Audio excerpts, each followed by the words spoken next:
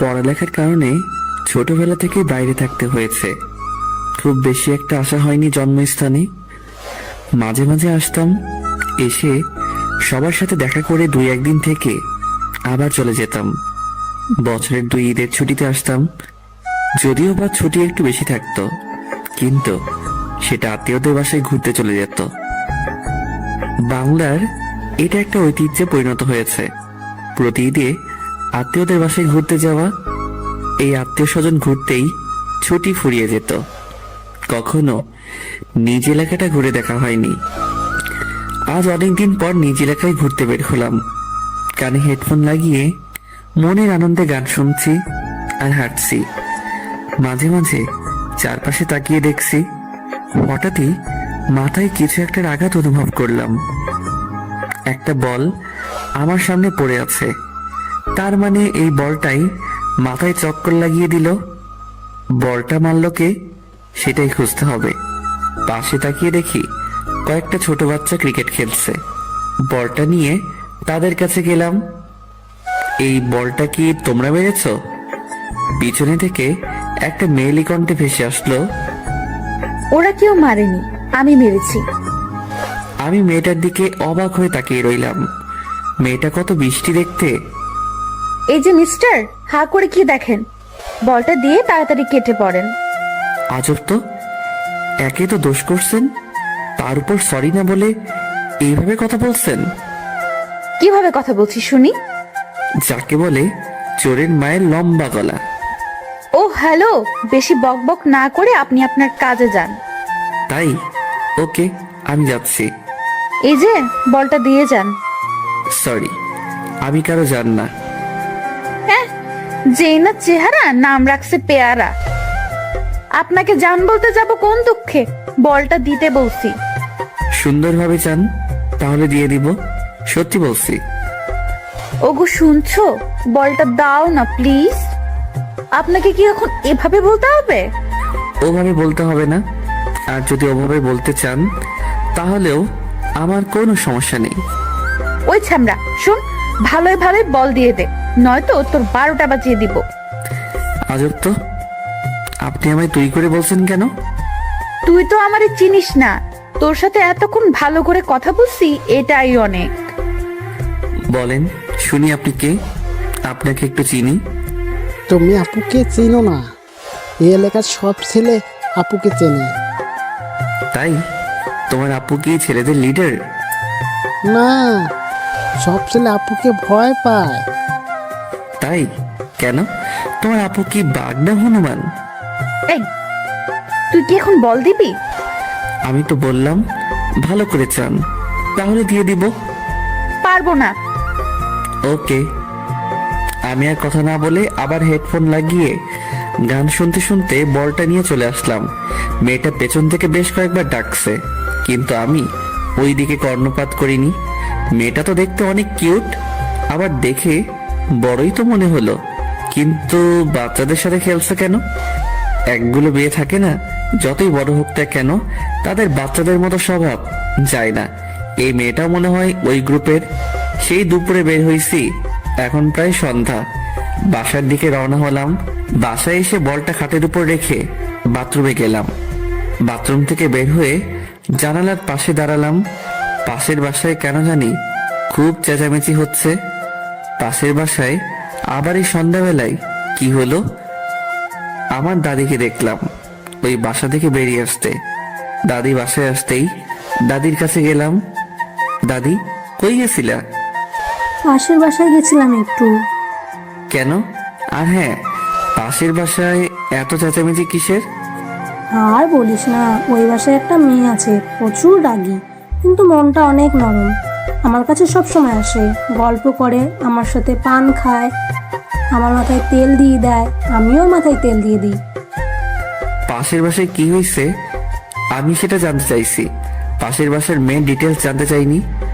আরে ওই পাগলিটার বল নাকি একটা অপরিচিত ছেলে নিয়েছে, তাই পুরো বাড়ি মাথায় তুলেছে। তার মানে আমি যে বলটা নিছি সেটা আবার না তো?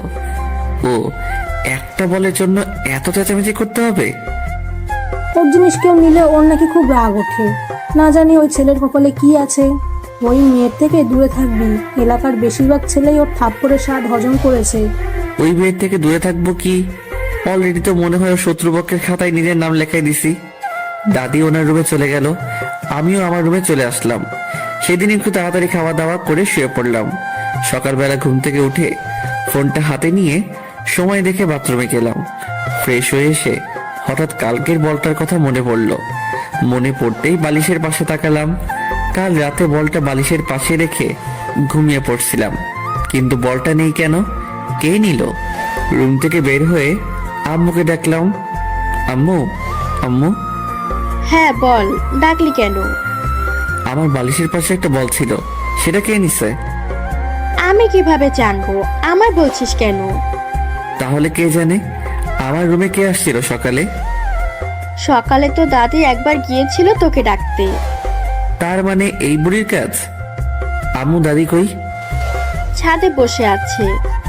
আমি ছাদে আসলাম, এসে দেখি দাদি বসে বসে আচার শুকাচ্ছে। দাদি, তুমি আমার রুমে গেছিলা? কেন? আমার রুম থেকে বল নিছো কেন? আরে শোন না, তোর বলটা আমি ওই পাগড়িটাকে গিয়ে দিয়ে আসি। কি? তুমি আমার বল পাশে বাসার মেয়েকে দিয়ে আসছো? কালো বলের জন্য যা শুরু করেছিল, আর সকালে তোর ঘরে বল দেখলাম। তুই বল কি করবি, তাই বলটা ওকে দিয়ে আসছি। আমি কি পৃথিবীর মাঝে এখনো আছি, নাকি শনিতে চলে গেছি? কেন, তোর আবার কি হলো? তুমি আমার মানে একটা ছেলের ঘর থেকে বল বের করে এই ভেবে যে ছেলেটার বলের দরকার নেই, আর সেই বল তুমি একটা মেয়েকে গিয়ে দিয়ে আসো। আচ্ছা, ছেলের বলটার বেশি দরকার নাকি মেয়ের? আরে বাবা বাদ দে না, ও খুব খুশি হয়েছে। থাকো তুমি ওই মেয়ের খুশি নিয়ে, আমি গেলাম। এই পাগল শোন, রাগ করিস কেন? আমি দাদির কথায় কান্না দিয়ে নিচে চলে আসলাম। একটু পরে দাদিও নিচে আসলো। আমি সকালের খাবার খেয়ে রুমে বসে গেমস খেলছি। আম্মু দাদি বসে টিভি দেখছে। মহিলাদের তো বাসার কাজ শেষ হলেই বসে যায় সিরিয়াল দেখতে। একটু পরে কেউ একজন আসলো মনে হলো। মাথাটা একটু তুলে দরজা দিয়ে তাকালাম। এটা তো কালকের মেয়েটা, মানে পাশের বাসার মেয়েটা। এই অসময়ে আমাদের বাসায় কি করে? আজ যদি আমায় দেখে তবে না জানি কি কাণ্ড করে। আম্মুকে উদ্দেশ্য করে, আসসালামু আলাইকুম আন্টি। ওয়ালাইকুম আসসালাম। কেমন আছো? এই তো মা ভালো, তুই কেমন আছিস? ভালোই। সকাল থেকে মহারানীর কোনো ছায়া দেখা গেল না। কি করলি সকাল থেকে? তেমন কিছু না, সকাল থেকে আম্মুর পিছনে পিছনে ঘুরছি রান্না শিখবার জন্য, কিন্তু আমায় পাত্তাই দিচ্ছে না। কেন?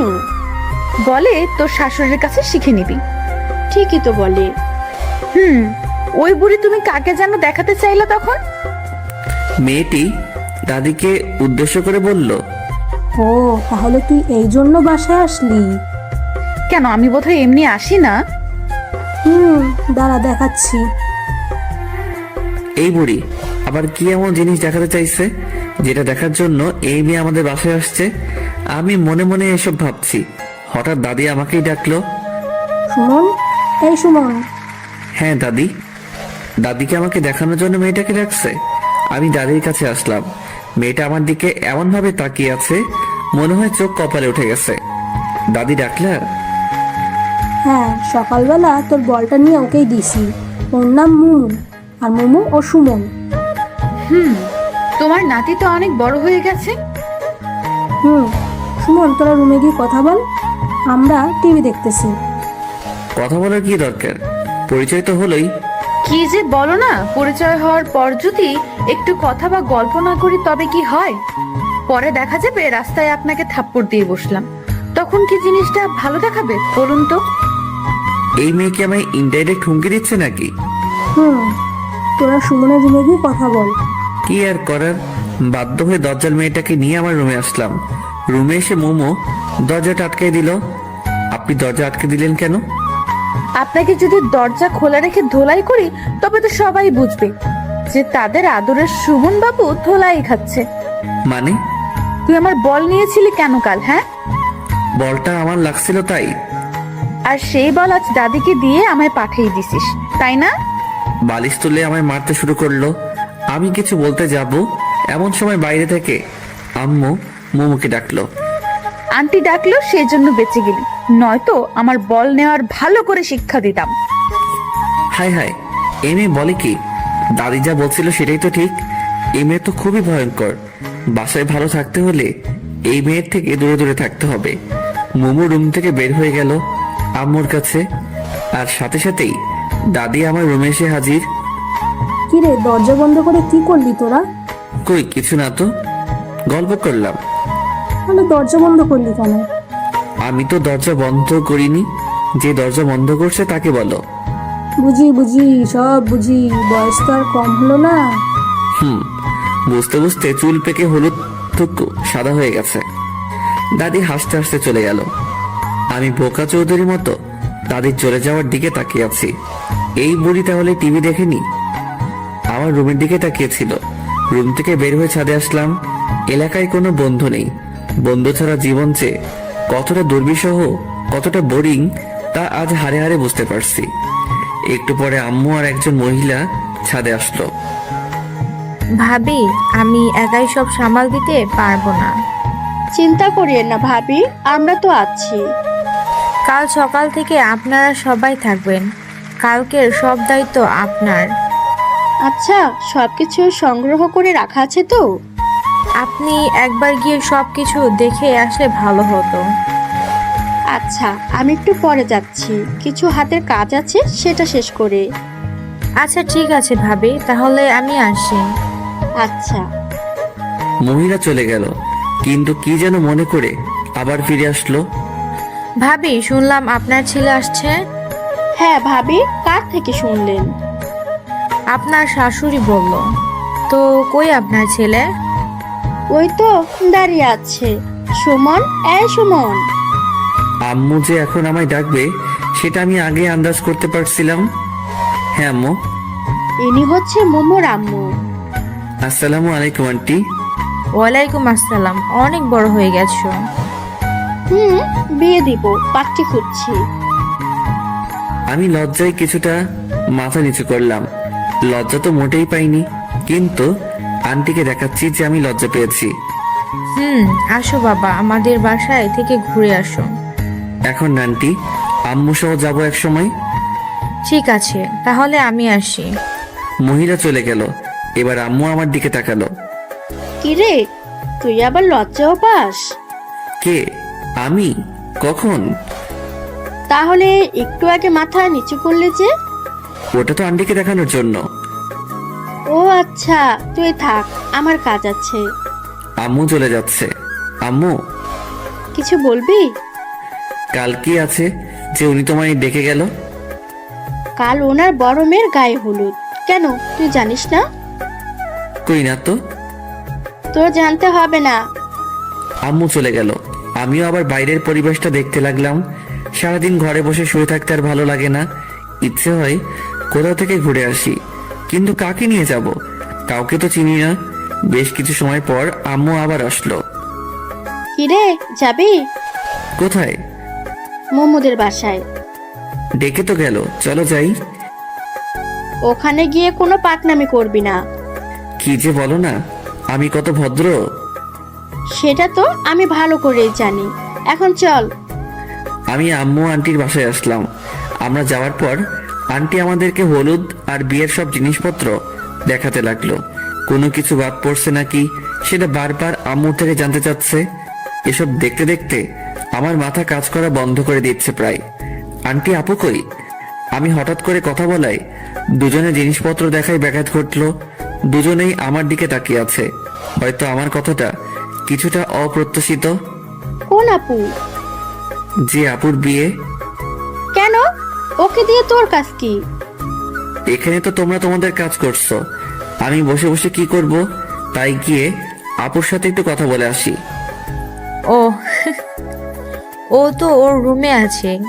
সিঁড়ি দিয়ে উঠে ডান দিকে শেষ রুমটা ওর, তুমি যাও। আচ্ছা। আমি ওখান থেকে বের হলাম। বের হয়ে আগে প্রাণ ভরে নিঃশ্বাস নিলাম। মনে হচ্ছে এতক্ষণ আমার দম বন্ধ হয়েছিল। সিঁড়ি দিয়ে উঠে এখন আমি আপুর রুমের সামনে দরজায় নক করলাম। কে? মেয়ে আই আসবো? একটু মজা করে বললাম। আসো। আমি ভিতরে আসলাম। আপু মনে হয় ভেবেছিল পরিচিত কেউ, কিন্তু আমায় দেখে কিছুটা অবাক হলো, কারণ আমি আপুর অপরিচিত আর সোজা তার বেডরুমে এসে পড়ছি। এই, কে তুমি? রিল্যাক্স আপু, ভয় পাওয়ার বা ঘাবড়ে যাওয়ার কিচ্ছু নেই। আমি বাঘও না, ভাল্লুকও না। তুমি কে আর আমার রুমে কেন আসছো? আমি সুমন, পাশের বাসার। ও, সকালবেলা দাদি এসে তাহলে তোমার কথাই বলছে? মনে হয়। অনেক বড় হয়ে গেছো। কি যে বলো না আপু, সারা জীবন কি ছোট থাকবে নাকি? তো জীবনের প্ল্যান কি? আপাতত বিয়ে করা। কি? বিয়ে? হাসলা কেন? এমনি তো। কাউকে কি পছন্দ করে রাখছো নাকি? না, ভাবছিলাম তোমায় বিয়ে করব, কিন্তু তুমিও তো অন্য কাউকে বিয়ে করছো। ওলে বাবু, তালে থাক, আর সান্ত্বনা দিতে হবে না। আপুর সাথে বেশ কিছু সময় ধরে গল্প করলাম। আপু অনেক ফ্রেন্ডলি। এই সময়ে আপুর সাথে খুব ভালো বন্ধুত্ব হয়ে গেছে। আচ্ছা আপু, তুমি কত মিষ্টি, কিন্তু তোমার বোনটা এমন কেন? কে? মোমো? হুম। কেন, থাপ্পড় খাইছো নাকি? আরে না, আমায় কেন থাপ্পড় দিবে? সব সময় একটা কটপটে মেজাজে থাকে মনে হয়, তাই বললাম। ও একটু ওইরকম। আপু বারবার কাকে যেন ফোন দিচ্ছে, কিন্তু রিসিভ হচ্ছে না। আমি কি তোমায় বিরক্ত করছি? কই না তো, তোমার সাথে কথা বলতে আমার ভালোই লাগছে। ও, কাকে ফোন দিচ্ছে এত? ফটোগ্রাফারকে, কিন্তু রিসিভই করছে না। কাল ফাংশন, এখন ফোন রিসিভ করছে না। রাগ ওঠে না বলো? আচ্ছা আপু, তোমার হলুদের ফটোগ্রাফি আমি করে দেই। তুমি পারো? খুব বেশি ভালো না পারলেও মোটামুটি পারি। আচ্ছা ঠিক আছে, তাহলে ও যদি পরে ফোন দেয় তো নিষেধ করে দেব। তাহলে আপু আমি আসি। আচ্ছা, পরে আবার দেখা হবে। আমি আপুর রুম থেকে বের হয়ে আম্মুরা যে রুমে ছিল সেই রুমে আসলাম। আম্মু আর আমি বাসায় আসলাম। সারাদিন বাসায় বসে থাকা রীতিমতো যাবজ্জীবন কারাদণ্ডাদেশ। রুমের এই চার দেয়ালে বন্দি জীবন। যদিও বাইরে যেতে নিষেধ নেই, কিন্তু বন্ধু ছাড়া একা একা কোথাও যেতে ইচ্ছে করে না। একটু পরে আম্মু আসলো খাবারের জন্য ডাকতে। দুপুরের খাবার শেষ করে ছাদে এসে বসে আছি। কিছু দূরে কয়েকজন ক্রিকেট খেলছে মনে হচ্ছে। তাড়াতাড়ি নিচে আসলাম। আম্মুকে বলে খেলতে গেলাম। কিছু দূরে গিয়ে থমকে দাঁড়ালাম, কারণ এরা তো কালকের পিচ্চু বাহিনী। এরা আমায় খেলতে নিবে না, এটা আমি ভালো করেই জানি। তাতে আবার ডাইনি মেয়েটাও আছে, ও তো কখনোই নিবে না। তাই আর সামনের দিকে না গিয়ে বাসার দিকে ফিরলাম। রাস্তায় আপুর সাথে দেখা। সুমন, কই গেছিলা? এই তো আপু, একটু খেলতে গেছিলাম। এত তাড়াতাড়ি খেলা শেষ? না, তো ফিরে এলে যে? ওখানে তোমার ডাইনি বোনটা আছে তো, তাই। ও আচ্ছা। কিন্তু তুমি এই দুপুরে কই যাও? তোমার কাছে যাচ্ছিলাম। আমার কাছে? না না না, কাল তোমার হলুদ, আজ আমি তোমাকে নিয়ে পালাতে পারবো না। জানি আমি অনেক হ্যান্ডসাম, কিন্তু তুমি প্রথমে সেটা মিস করছো। মজা করে বললাম। আমার হাজবেন্ড অনেক হ্যান্ডসাম। তাহলে আমার কাছে যাচ্ছ কেন শুনি? তোমায় নিয়ে মার্কেটে যাব। মার্কেট কেন? হলুদের শাড়িটা আমার মোটেও পছন্দ হয়নি, তাই নতুন একটা কিনতে যাব। ও, কিন্তু আপু আমি তো রাস্তা চিনি না। রাস্তা আমি চিনি। তুমি বাইক চালাতে পারো তো? খুব বেশি ভালো না পারলেও মোটামুটি পারি। চলো। এরপর আমি আর আপু মার্কেটে যাই। আমি আপুর সাথে ভিতরে কিছু সময় থেকে আবার এসে ওয়েটিং রুমে এসে বসলাম। মেয়ে এক আজব জিনিস, একটা শাড়ি পছন্দ করতে পারছে না। অথচ যদি আমরা ছেলেরা হতাম তাহলে এতক্ষণে 3-4 বার কাপড় কেনা শেষ করতাম। সে 3টা থেকে এখন প্রায় 7টা বাজে, এতক্ষণ ধরে শুধুমাত্র একটা শাড়ি কিনলো। জীবনে আর কোনো মেয়ের সাথে শপিং করতে আসবো না। আজকে শিক্ষা হয়ে গেছে, একটু পরে আপু বের হলো। আপু, শাড়ি পছন্দ হলো? আর বলিও না, নতুন কোনো শাড়ি কালেকশন নেই, তাই ওল্ড মডেলটাই নিতে হলো। ও আচ্ছা। মেয়েদের মন বোঝা আর এবারের জয় করা একই কথা। এতক্ষণ ধরে দেখেও নাকি পছন্দ মতো শাড়ি পাইনি? শাড়িটা দেখবা? না থাক আপু, বাসায় গিয়ে দেখব। এরপর দুজনেই বাসায় আসলাম। সারা রাস্তায় বকবক করতে করতেই বাসায় পৌঁছালাম। একটা মেয়ে যে এতটা বকবক করতে পারে জানতাম না। কোন দোকানদার কি বলছে, কোথায় কোন শাড়িটা ভালো লেগেছে, কোন দোকানে দাম বেশি, সবকিছু যেন মুখস্থ করে ফেলেছে। আপুর বাসার সামনে এসে ব্রেক করলাম। আপুদের বাসায় লাইটিং করছে, করবেই তো, কাল তো হলুদ। তো আপু, আমি তাহলে আসি? ভেতরে আসো, নাস্তা করে যাও। না আপু, বাসায় যাই। আচ্ছা।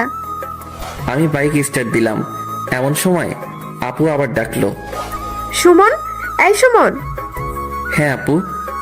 তোমার নাম্বারটা দিয়ে যাও। 01757। পরে ফোন দেব।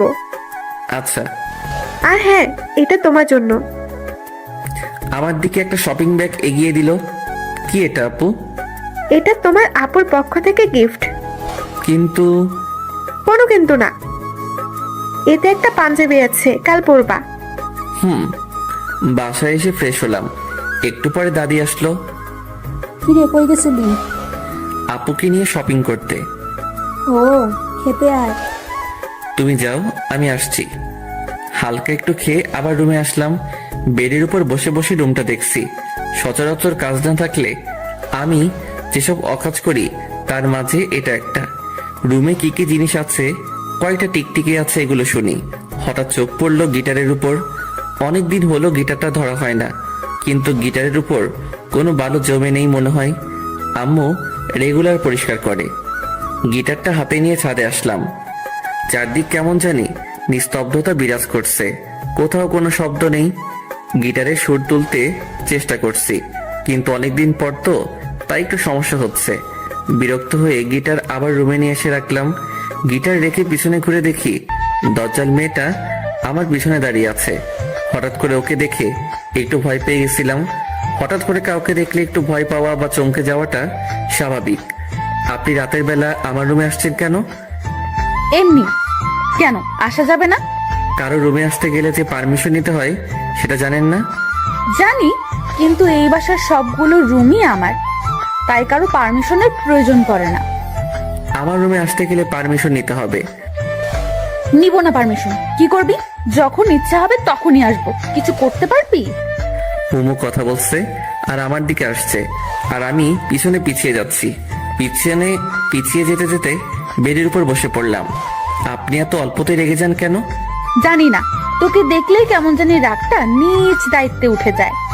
ও, তাহলে এক কাজ করেন, আমি তো আপনাদের বাসায় যাই না, সো আপনিও আসবেন না। তাহলে আমায় না দেখতে হবে না, আপনার রাগ উঠবে।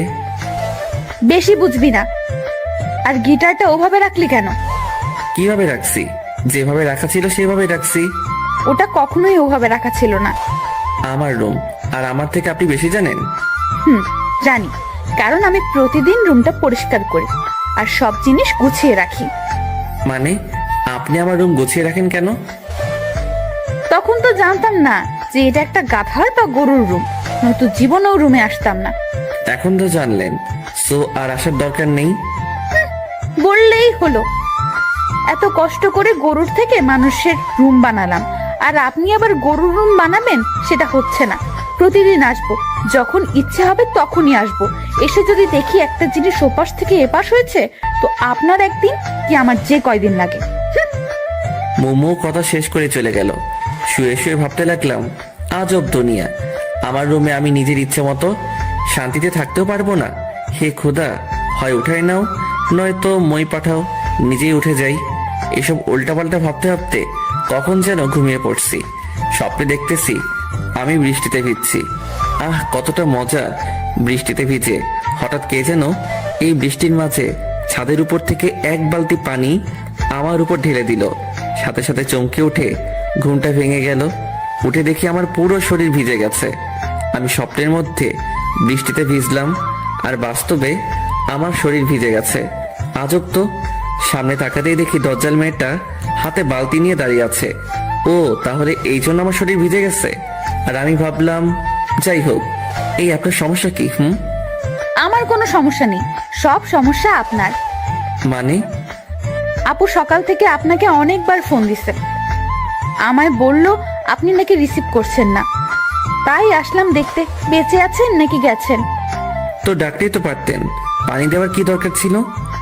ভাবলাম ডাকলে যদি না ওঠেন তাহলে শুধু শুধু সময় নষ্ট, তাই যেটাতে ব্যর্থ হওয়ার সম্ভাবনা নেই সেটাই প্রয়োগ করলাম। আপু কি জন্য ডাকছে? আপনাকে কি যেন দায়িত্ব দিছে নাকি? ও শিট, আমার তো মনে ছিল না। থাকবে কেন, আমি বুঝি আপু এই অকর্মণ্য লোকদের দায়িত্ব কেন দেয়। ও হ্যালো, বেশি বকবক না করে রুম থেকে চলে যান। কেন? কেন মানে, আমি এখন গোসল করব, এরপর রেডি হব। তো আমি কি আপনাকে ধরে রাখছি নাকি? আর হ্যাঁ, যা করবেন একটু তাড়াতাড়ি, কারণ একটু পরে হলুদ অনুষ্ঠান শুরু হবে। আচ্ছা, আপনি দয়া করে চলে যান। মোমো চলে গেল, আমি গোসল করে আসলাম। আলমারি খুলে ড্রেস দেখছি, এমন সময় মনে হলো আপু তো ওনার গিফটেরটা পড়তে বলছে। শপিং ব্যাগ থেকে পাঞ্জাবিটা বের করলাম, একটা হলুদ পাঞ্জাবি, পুরোটা আবার হলুদ না। আমি সচরাচর কালো, সাদা আর নীল পাঞ্জাবি পরতে পছন্দ করি। হলুদ যদিও আমি অতটা পছন্দ করি না, তবুও আপুর বিয়ে আর আপুর নিজে গিফট করছে, তাই পড়তেই হবে। রেডি হয়ে ক্যামেরা নিয়ে আপুর বাসার উদ্দেশ্যে রওনা দিলাম। কি ব্যাপার সুমন, এত লেট কেন? কাল রাতে একটু লেট করে ঘুমিয়েছি তো তাই। ও খাইছো? না। আসো আমি খাইয়ে দিচ্ছি। এরপর আপু খাইয়ে দিল। আপু খাইয়ে দিচ্ছে আর আমি ক্যামেরার লেন্সটা পরিষ্কার করছি, সামনে থাকা একটা টবের ছবি তুলবো। এমন সময় আমার দৃষ্টি থমকে যায়, মনে হয় আমি কোনো পরীকে দেখলাম। কি হলো সুমন, ওইদিকে হা করে তাকিয়ে আছো কেন? আপু ওই মেয়েটাকে ওকে চিনতে পারছো না? চিনতে পারলে কি আর জিজ্ঞেস করতাম? ওটা তো মোমো। কি? হ্যাঁ। আচ্ছা আপু, তুমি রেডি হয়ে নাও। আর হ্যাঁ, সবার ছবি তুলবো নাকি শুধু তোমার? আমার একার কেন, সবার তুলবা। আচ্ছা। আমি পানি খেয়ে মোমো যেখানে ছিল সেখানে তাকালাম, কিন্তু সেখানে তো কেউ নেই। কই গেল? আমি পুরো বাসায় প্রায় খুঁজলাম, কিন্তু কোথাও পেলাম না। তবে এই সময়ে একটা পিচ্চি মেয়ের সাথে পরিচয় হয়ে গেছে। বয়স 6-7 হবে, কেবল শুদ্ধ ভাষায় কথা বলতে শিখেছে। পিচ্চিটার ছবি তুলে দেওয়ার জন্য জিদ করছে। আমার চোখ খুঁজতেছে একজনকে, আর এই পিচ্চি আছে ওর ছবি তোলা নিয়ে। পিচ্চির সাথে মজা নিচ্ছি, এমন সময় কানে নুপুরের আওয়াজ আসলো। সিঁড়ির দিকে তাকিয়ে দেখি আপু আর কয়েকটা মেয়ে নামছে। ক্যামেরাটা হাতে নিলাম আপুর ছবি তোলার জন্য, কিন্তু আপুর ছবি তুলতে গিয়ে আমার চোখ আটকে গেল পাশের মেয়েটার দিকে। আপুকে বাদ দিয়ে আগে ওর পিক তুললাম। আপুকে নিয়ে এসে যেখানে হলুদের অনুষ্ঠান করা হবে সেখানে বসালো। আমি নিজের অজান্তেই ওদের পিছনে পিছনে আসলাম। কেন আসলাম সেটা জানি না, কিন্তু কোনো এক অদৃশ্য সুতো আমায় টেনে নিয়ে আসছে। আমি আপুর কয়েকটা পিক তুললাম, এরপর দেখি মোমো উপরে যাচ্ছে। পিক তোলা বাদ দিয়ে আমিও ওর পিছনে পিছনে আসলাম। মনে হচ্ছে আমায় কেউ নিজের বশে করে রেখেছে। আমি কি সব ভাবছি, আমি কোথায় যাচ্ছি, কোনো কিছুর উপর আমার কোনো ইচ্ছে কাজ করছে না। শুধু এটা ভাবছি যে ও যেখানে যাবে আমাকেও যেতে হবে। বাস্তবতা থেকে মনে হয় অনেকটা দূরে এখন আমি অবস্থান করছি। ও হ্যালো। মোমোর ডাকে বাস্তবতায় ফিরে আসলাম। বলেন। কি সমস্যা? কই, আমার কোনো সমস্যা নেই তো। তো আমার পেছনে পেছনে কি? কিছুই না। দেখুন, সেই তখন থেকে দেখছি আপনি আমার পেছনে পেছনে ঘুরছেন, মতলবটা কি? আচ্ছা, আপনি কি সত্যি মোমো? মানে? না কিছু না। আপনি জানেন কি যে আপনি এখন কোথায়? কোথায়? আমার রুমে। আশপাশটা একবার চোখ বুলিয়ে নিলাম। কি? আপনার রুমে আমি কি করছি? সেটা আমি কি করে জানবো? ভুলে চলে আসছি। এখন চলে যান, আমি কাপড় চেঞ্জ করব। কেন? কাপড় চেঞ্জ করবেন কেন? আমি বেশি সময় শাড়ি পরে থাকতে পারি না। তো কি হয়েছে, আজ আপনাকে শাড়ি পরেই থাকতে হবে? কেন? আমি এখন জামা পরবো। আপনি বুঝতে পারছেন না, শাড়িতে আপনাকে কতটা সুন্দরী লাগছে। কেন? আমি এমনিতেই সুন্দর। কিন্তু প্লিজ আমার জন্য শাড়িটা পরে থাকুন। মোমো আর কিছু না বলে নিচে চলে আসলো। কি আজব, ওর পিছনে পিছনে ঘুরতে ঘুরতে ধরা খেয়ে গেলাম, সেটাও আবার ওর রুমে এসে। যাই হোক, উল্টাপাল্টা কিছু বলেনি তো, এটাই অনেক। নিচে আসলাম, আবার নিজের কাজে মনোযোগ দিলাম, কিন্তু মাথায় ওই হলুদ পরীর কথা গিটারের সুরের মতো বাজতে শুরু করলো। মোমো আপুর পাশে বসে আছে। জানি না আপুর কয়েকটা পিক তুলেছি, তবে মোমোর অনেকগুলো পিক তোলা হয়ে গেছে। মোমোর কয়েকজন বান্ধবী আসছে, মোমো তাদের সাথে গল্প করছে। হালকা বাতাসে মোমোর চুলগুলো বারবার ওর মুখের উপরে চলে আসছিল। বারবার সরিয়ে দিতে বিরক্ত হয়ে যাচ্ছে মনে হচ্ছে। ইচ্ছে করছে গিয়ে আলতো করে সরিয়ে দেই, কিন্তু না বাবা, এই ভরা মজলিসে থাপ্পড় খাওয়ার কোনো ইচ্ছা আমার নেই। তাতেই নাকি উনি থাপ্পড় বিশেষজ্ঞ। মোমো আর ওর বান্ধবীরা যখন আমায় নিয়ে কথা বলছিল, তখন আমি ওদের পাশেই ছিলাম। ওরা কি বলছে প্রায় সব কিছু শুনতে পাচ্ছি। ওই ছেলেটা কে রে মোমো? কোন ছেলেটা? ক্যামেরা হাতে। ও, কে সেটা জেনে তোর কি কাজ? কাজ আছে, বল না কেউ। পাশের বাসার আন্টির ছেলে। ছেলেটা তো অনেক কিউট।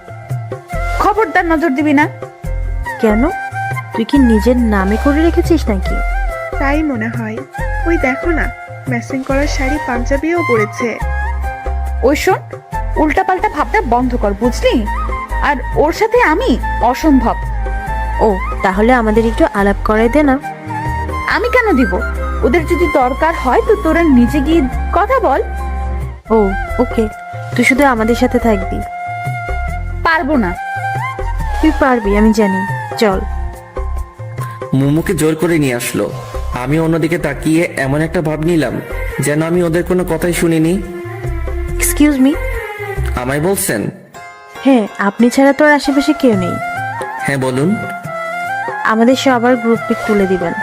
অবশ্যই, কেন নয়। আপনারা সবাই গিয়ে দাঁড়ান, আমি তুলে দিচ্ছি। আচ্ছা। সবাই গিয়ে দাঁড়ালো, কিন্তু মোমো গেল না। কিরে মোমো, আয়। আমি যাব না। কেন? কি কেন? যাবেন না কেন? আমি যাকে তাকে দিয়ে পিক তুলি না। ও আচ্ছা। মোমো আমার দিকে রাগী দৃষ্টিতে কিছুক্ষণ তাকিয়ে থেকে চলে গেল। একটু পরেই বরপক্ষ থেকে কয়েকজন মেয়ে আর মহিলা আসলো আপুকে হলুদ দিতে। বরপক্ষ থেকে আসা মানুষকে ভিতরে নিয়ে গিয়ে আপ্যায়ন করা হচ্ছে। এই ফাঁকে আমি আপুর বেশ কিছু পিক তুললাম, আর মোমোর বান্ধবীদেরও। সুমন, এদিকে আসো তো। আমি আপুর থেকে একটু দূরে ছিলাম। হ্যাঁ আপু, কিছু বলবা? তুমি ছাদে যাও, এরপর ছাদ থেকে এই পুরোটা ক্যাপচার করতে পারবে? হ্যাঁ, কেন পারবো না। আচ্ছা তাহলে আমি যাচ্ছি। এতক্ষণ যে পিকগুলো তুলছি সেগুলো দেখছি আর ছাদের দিকে যাচ্ছি। সামনের দিকে আমার কোনো খেয়ালই নেই। সিঁড়ি দিয়ে উপরে উঠছি, হঠাৎ কারোর সাথে ধাক্কা লাগলো।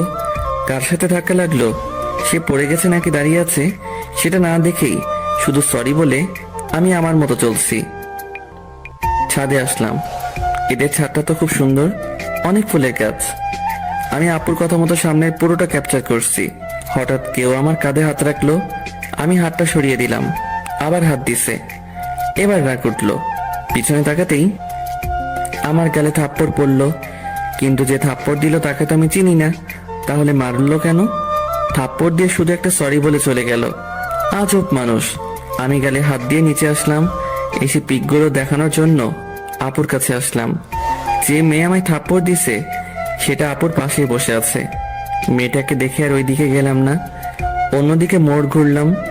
হঠাৎ আপু নিচেই আমায় ডাকলো। এবার তো আর না গিয়ে উপায় নেই। হ্যাঁ আপু। তোমায় যেটা বললাম করেছো কি? হ্যাঁ আপু। কই দেখি। আমি আপুকে পিকগুলো দেখালাম। আপু আবার ওনার পাশে বসে থাকা সবাইকে দেখালো, আর সবগুলো ওনার শ্বশুরবাড়ির মানুষ। সবাই প্রশংসা করলো। আপু বলছে দেখতে হবে না ভাইটাকার, কিন্তু আমি মোটেও ওনাদের দিকে তাকাইনি। ও পাশে তাকালেই গালটায় ব্যথা অনুভব করছি। আপু সবার সাথে আমার পরিচয় করিয়ে দিল। যে মেয়েটা আমায় থাপ্পড় দিছে সেটা আপুর ননদ। সারাদিন হলুদের অনুষ্ঠানে অনেক বিজি ছিলাম যে খাওয়ারও সময় পাইনি। আর মোমোকেও কেন জানি পরে আর কোথাও দেখলাম না। অনুষ্ঠান শেষ করে সন্ধ্যায় বাসায় আসলাম, এসে ফ্রেশ হয়ে একটু শুইলাম। একটু পরে আপুর ফোন। সুমন, কি করো? শুয়ে আছি। ঘুমাবা? না, কেন? তাহলে আসো, পিকগুলো দেখি। আচ্ছা আপু, আমি পিকগুলো ল্যাপটপে নিয়ে তোমাদের বাসায় যাচ্ছি। আচ্ছা। একটু পরে ল্যাপটপটা নিয়ে আপুদের বাসায় আসলাম। আপু আসবো? হ্যাঁ, আসো। ভিতরে ঢুকে দেখি আপু, মোমো আর আপুর কয়েকজন বান্ধবী। আপু, এই যে ল্যাপটপ, পার্সোনালে গিয়ে দেখো, ওখানে সব পিক আছে। তুমি কই যাও? আসো, একসাথে দেখি। না আপু, বরং যাই, তোমরা দেখো। আচ্ছা। আমি আমার বাসায় চলে আসলাম। এসে একটু খাওয়া দাওয়া করে ছাদে গেলাম। মাঝে মাঝে রাতের বেলা একা একা বসে থাকতে অনেক ভালো লাগে। অনেক সুন্দর সুন্দর স্মৃতি, কথা মনে জাগে। যা হয় হাসির কারণ, নয়তো অর্থহীন মন খারাপের কারণ। বসে চোখ বন্ধ করে আছি, কিন্তু আমার কোনো অতীত চোখের সামনে ভাসছে না। বারবার একটা হলুদ পরীর চেহারা ভাসছে, আর সেটা যে আর অন্য কেউ নয়, সেটা মোমো। এরপরই সেই থাপ্পড়ের শব্দ আচমকা আমার ভাবনার বিচ্ছেদ ঘটালো। চোখ খুলে আবছালোয় কাউকে দেখতে পাচ্ছি। আমি ছাদে আসলে সাধারণত লাইটটা বন্ধ করে দেই। আশেপাশের বাসার আলো আসে একটু। সামনে আসতেই দেখি মোমো হাতে ল্যাপটপ নিয়ে দাঁড়িয়ে আছে। এই যে আপনার ল্যাপটপ। নিয়ে আসার দরকার ছিল না, আপনার কাছে বা আপুর কাছে রাখলেই হতো। আমাদের তো আর কাজ নেই আপনার ল্যাপটপ রাখি। ও আচ্ছা, সারাদিন কই ছিলেন? কেন? আপনাকে কেন জানি পরে আর দেখলাম না। সারাদিন মেয়েদের পেছনে দৌড়ালে কেমনে দেখবেন? মানে, আমি কখন মেয়েদের পিছনে ছুটলাম? সেটা আমি কেন জানবো? যাই হোক, আমি আসি। মোমো চলে যাচ্ছে। আমি ভাবতে লাগলাম, কোন মেয়ের পিছনে ছুটলাম? না ছুটে যে থাপ্পড়টা খেলাম। মোমো একটু এগিয়ে গিয়ে পিছনে ফিরে বলল, আর হ্যাঁ, কারো পারমিশন ছাড়া তার ছবি তোলা কিন্তু বেয়াদবি। আর তুলবো না। তবে পিকগুলো ভালোই হয়েছে। হাসিটা মনে হয় কলিজায় এসে লাগলো। মোমোর হাসিটা তীরের মতো বুকের বাম পাশে এসে লাগলো। আমি বুকে হাত দিয়ে ওর চলে যাওয়ার দিকে তাকিয়ে আছি। আসলেই রাগী মেয়েদের হাসি অনেক সুন্দর হয়, কারণ তারা ছলনার হাসি হাসে না, তারা মন থেকেই হাসে। হঠাৎ মোমোর সেই কথাটা মনে পড়লো, পারমিশন ছাড়া অন্য কারো ছবি তোলা বেয়াদবি। তার মানে সুমন নামে একটা ফোল্ডার ছিল, সেইটাতে শুধু মোমোর পিক ছিল, আর এই পিকগুলো ওর অজান্তেই চলছে। তাহলে কি মোমো সেই পিকগুলো দেখছে? তাহলে আমি শেষ, কারণ একটা পিকের নিচে লেখা ছিল আমার হলুদ পরি। যদি এটা দেখে তবে আমি শেষ। কিন্তু আমি কেন মোমোকে নিয়ে এত ভাবছি? আমি কি ওকে ভালোবেসে ফেললাম নাকি? মনে হয় রুমে আসলাম, এসে দেখি মোমো আমার রুমটা গুছিয়ে দিচ্ছে। কাপড়গুলো সব খাটের উপর রাখছিলাম, সেগুলো গুছিয়ে রাখছে। আপনি আমার রুমে কি করছেন? দেখতে পাচ্ছেন না? দেখতেই তো পাচ্ছি, কিন্তু আমার কাপড় আপনি কষ্ট করে গুছাচ্ছেন কেন? বলছি না, এই রুমটা আমি সব সময় পরিষ্কার করি, আর আপনাকে বারণ করছি না এই রুমে এমন আগোছালো না করতে। মোমো চলে গেল। আমি এসে শুয়ে পড়লাম। একটু পরে ঘুমিয়ে পড়লাম। মাঝরাতে হঠাৎ ঘুমটা ভাঙলো। কিছু একটা আমায় ঘুমাতে দিচ্ছে না। কি সেটা? চোখের ঘুম সব যেন অবরোধ করেছে। বারবার শুধু মোমোর কথাই ভাবছি। পাশের কোলবালিশটাকেও আজ মনে হচ্ছে মোমো পাশে শুয়ে আছে। ভালোবাসলে মনে হয় এমনই হয়, পাগলামিটা অনেক বেড়ে যায়। ফোনে মোমোর কিছু পিক আছে, সেগুলো বের করে দেখলাম, কিন্তু ওকে একটু ছুঁয়ে দিতে ইচ্ছে করছে। কি যে করি, হঠাৎ যে আমার কি হলো? ও যে ডাইনি, যদি ভুল করে জানতে পারে তাহলে কেলিয়ে বৃন্দাবন পাঠিয়ে দিবে। যে রাগর কোনো ভরসা নেই, সো মনের কথা মনেই রাখতে হবে। আর শুয়ে থাকতে ইচ্ছে করছে না। মোবাইলে তাকিয়ে দেখি 2টা বাজে। উঠে জানালার পাশে দাঁড়ালাম। মোমোদের বাসায় এত রাতেও আলো জ্বলছে। ওহ, আজ তো আপুর বিয়ে, তাই সবাই আনন্দ করছে। মোমো নিশ্চয় অনেক আনন্দ করছে, আর আমি ওকে ভেবে যাচ্ছি বোকার মতো। ছাদে গিয়ে একটু হাঁটাহাঁটি করলে হয়তো ভালো লাগবে, এই ভেবে ছাদে আসলাম। আমাদের বাসার ছাদ আর মোমোদের ছাদ প্রায় পাশাপাশি। ওদের বাসার ছাদে বেশ কয়েকটা লাইট জ্বলছে, কালকেও তো একটা ছিল বিয়ে উপলক্ষে। হয়তো আজ এতগুলো লাইট লাগিয়েছে। হঠাৎ করে আমার চোখ পড়লো ফুলের গাছের পাশে কেউ একজন দাঁড়িয়ে আছে মোমোদের ছাদে। কিন্তু ওটা তো মোমোই মনে হচ্ছে। হ্যাঁ, ওটা তো মোমোই। কিন্তু ও এত রাতে কি করছে? যাই করুক না কেন, এত রাতে ছাদে আসাটা বৃথা হয়নি। আমি ওর দিকে তাকিয়ে আছি। হঠাৎ ও এই পাশে ঘুরতেই দেখলাম ওর কানে ফোন। ও কার সাথে যেন খুব হেসে হেসে কথা বলছে। আমি সত্যি বোকার স্বর্গে বসবাস করছি। এত রাতে সবার অজান্তে ছাদে এসে হেসে হেসে কথা বলছে।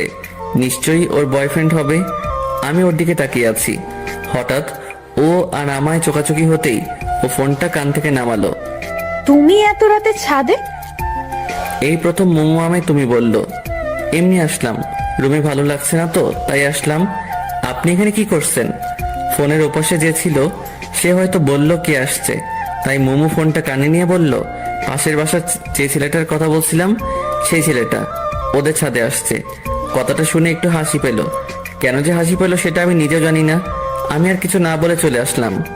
মনের কথা মনেই থেকে গেল, অথচ ছোটখাটো একটা ছ্যাঁকা খেলাম। ভালোবাসার আগে ভাবা উচিত ছিল যে ওর মতো সুন্দরী মেয়ের বয়ফ্রেন্ড থাকতেই পারে। যাই হোক, ওসব ভেবে আর লাভ নাই। রুমে এসে শুয়ে এপাশ ওপাশ করতেই রাত কেটে গেল। ভোরের দিকে একটু ঘুমিয়ে পড়লাম। চোখ খুলে ফোনে দেখি 11টা বাজে। এর মাঝে 2বার আম্মু ডেকে গেছে। উঠে বাথরুমে গিয়ে ফ্রেশ হলাম। রুমে এসে দেখি মোমো বেডের উপর বসে আছে। আপনি এখানে? কেন, অন্য কেউ আসার কথা ছিল? আমি সেটা বলিনি। কাল পরে না বলে ছাদ থেকে চলে আসলা কেন জানি? এমনিতেই। ও, আমি তো ছিলাম, গল্প করতাম। আপনি তো ফোনে কথা বলছেন তাই বিরক্ত করিনি। ও আচ্ছা, আজ তুমি কোন ড্রেস পরবা? কেন? বলো না। ঠিক নেই। আচ্ছা ঠিক আছে, আমি তোমাকে সিলেক্ট করে দিচ্ছি, কেমন? মোমো আমার জন্য কাপড় চুজ করছে। কেন জানি না আজ মোমোর দিকে তাকাতেই পারছি না। একদিনে ওকে অনেকটা ভালোবেসে ফেলেছি হয়তো। মোমো আমার কাপড়গুলো দেখছে আর ভাবছে আমার জন্য কোনটা সিলেক্ট করবে। এভাবে দেখছেন কেন? তোমার জন্য সিলেক্ট করব তাই। আপনি কি পরবেন? শাড়ি। আমি ওই কালো পাঞ্জাবিটা পরবো। মোমো একটা সিলেক্ট করার আগেই আমি কালো পাঞ্জাবিটা দেখিয়ে দিলাম। এই কালো পাঞ্জাবিটা পরবা? হ্যাঁ। কিন্তু কালো কেন পরবা? ইচ্ছে করছে তাই। কালো তো শোকের জন্য। তোমার আবার কে মারা গেছে? ফিলিংস। কি বললা? কিছু না। আর কালো আমার প্রিয় রং। ওটা তো পুরোপুরি কালো না, মাঝে একটু সাদাও আছে। আচ্ছা ঠিক আছে, তাড়াতাড়ি আসো। মোমো চলে গেল। আমি ওর যাওয়ার দিকে তাকিয়ে আছি। যতই এই মেয়েকে দেখছি ততই আমি পাগল হয়ে যাচ্ছি। এভাবে ওকে যদি প্রতিদিন দেখি তবে শিওর আমি পাগল হয়ে যাব। প্রেম না করে দেবদাস। আমি বেডের উপর বসে আছি। হঠাৎ আপু ফোন দিয়ে তাড়াতাড়ি আসতে বলল। সুমন, বোঝার চেষ্টা করো, ও অন্যের গার্লফ্রেন্ড। সো ওর দিকে তাকানো যাবে না। ওর দিকে তাকালে মায়া বাড়বে, আর মায়া বাড়লে শুধু শুধু কষ্ট পাবা। সো ওর দিকে তাকানোর কোনোই দরকার নেই, বুঝতে পারছো? নিজেই নিজেকে বললাম। একটু পরে রেডি হয়ে আপুদের বাসায় আসলাম। এসে শুনি আপু পার্লারে গেছে। মেয়েদের এই হয়েছে এক শখ, তারা বিয়ে করার জন্য পাগল না, কিন্তু বউ সাজার জন্য পাগল। আমি বসে বসে চারদিকে দেখতে লাগলাম। সুমন, তুমি এখানে? আমি তোমায় খুঁজছি। আন্টি হঠাৎ করে আমার পাশে এসে কথা বলায় একটু চমকে গেছিলাম। কেন আন্টি, কোনো দরকার? হ্যাঁ, মোমোকে নিয়ে একটু পার্লারে যাও তো। ওরা একে রেখেই চলে গেছে। ও আচ্ছা ঠিক আছে, ওনাকে রেডি হতে বলেন, আমি বাইক নিয়ে আসছি। ও রেডি আছে, তুমি বাইক নিয়ে আসো। আচ্ছা। আমি যত যাচ্ছি ওর থেকে দূরে থাকতে, আশেপাশের পরিবেশ ততই আরো ওর কাছে নিয়ে যাচ্ছে। আমি বাইক নিয়ে আসলাম। মোমো বাইকের পিছনে বসে আমার কাঁধে হাত রাখতেই শরীরটা কেমন জানি বিদ্যুৎ বয়ে গেল। আমি বাইক চালাচ্ছি আর মোমো পিছনে বসে আছে। কেউ কোনো কথা বলছি না। হঠাৎ মোমোই শুরু করলো। চুপচাপ কেন জানি? মন খারাপ নাকি? কই না তো। তাহলে চুপচাপ কেন? এমনিতেই। আপনি পার্লার কেন যাচ্ছেন? একটু সাজুগুজু করতে। আপনি তো এমনিতেই অনেক সুন্দর, আপনার সাজুগুজু করতে হবে কেন? তবুও একটু করলে ক্ষতি নেই। কিন্তু মেকআপ করলে যে কোনো মেয়েকেই বাজে লাগে। মেয়েদের প্রাকৃতিক সৌন্দর্যটাই বেশি সুন্দর। সামনের ওই পার্লারের আপুরা আছে। পার্লারের সামনে এসে ব্রেক করলাম। আমি কি চলে যাব নাকি থাকবো? তুমি চলে যাও, আমি আপুদের সাথে যাব। আচ্ছা, তাহলে আসি। আর হ্যাঁ, এই আপনি আপনি করবা না, তুমি বলবা। হুম সাবধানে যাবা। হুম। আমি মোমোকে রেখে চলে আসলাম। আমি বাসায় আসার একটু পরেই দেখি মোমোরা চলে আসলো। মোমো আমার সামনে এসে দাঁড়ালো। এত তাড়াতাড়ি হয়ে গেল? আপু তো শুধু ওর চুলটা ঠিক করে সুন্দর করে বাঁধার জন্য পার্লারে গেছিল। ও, আর আপনি? আমার কথা থামিয়ে দিয়ে রাগের দৃষ্টিতে আমার দিকে তাকিয়ে বলল, আবার আপনি?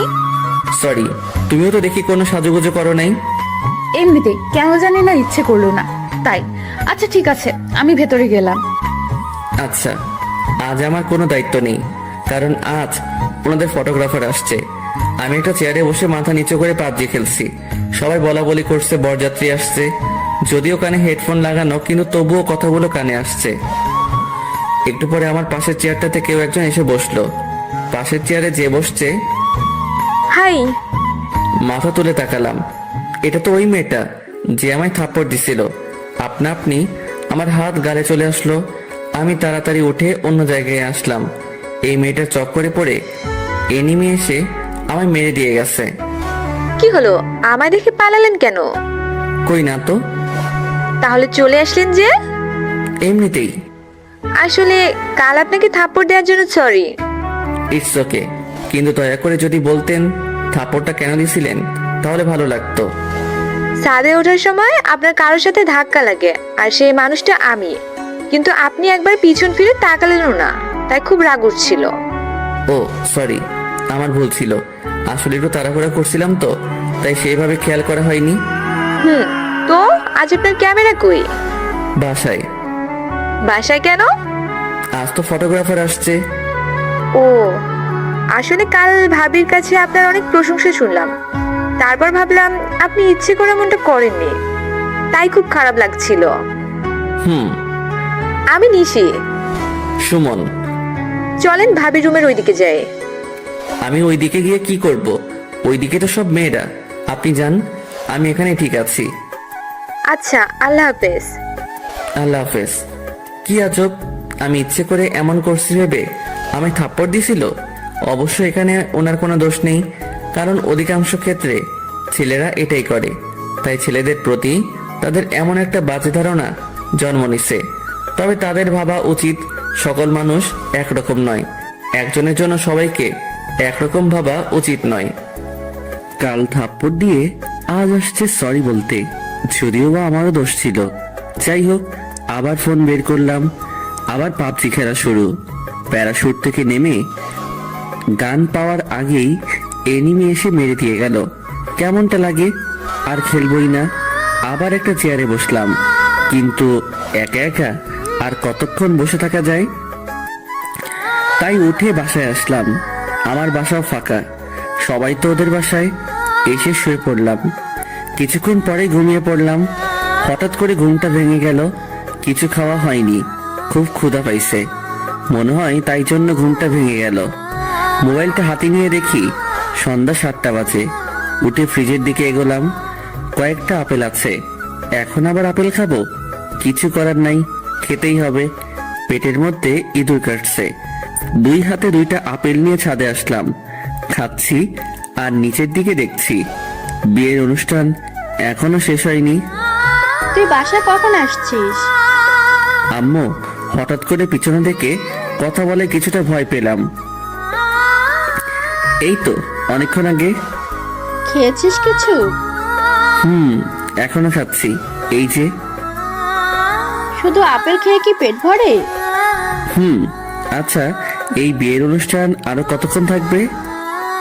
এই তো এক্ষুনি বিদায় হয়ে যাবে। ও, তো তুমি এই সময় বাসায় যে? আমি তো একটু কাজে আসছিলাম, এক্ষুনি যাব আবার। ও আচ্ছা। আম্মু চলে গেল, আমিও রুমে আসলাম। ফেসবুকে ঢুকলাম। বাসায় আসার পর ফেসবুকে খুব কম যাওয়া হয়েছে। কিছু সময় ফেসবুকিং করলাম। এর মধ্যে আম্মু আবার আসলো। কি হলো, আবার আসলা যে? তোর আন্টি তোকে ডাকছে। কেন? জানি না। বর বউ যায়নি এখনো? চলে গেছে। ও তাহলে চলো যাই। মনে মনে খুব খুশি হলাম, কারণ সারা দিন মুমুকে ভালো করে দেখা হয়নি। অন্যের গার্লফ্রেন্ড হয়েছে তো কি হয়েছে, আমিও তো ভালোবাসি। আমার ভালোবাসাটা না হয় অজানাই রয়ে যাবে।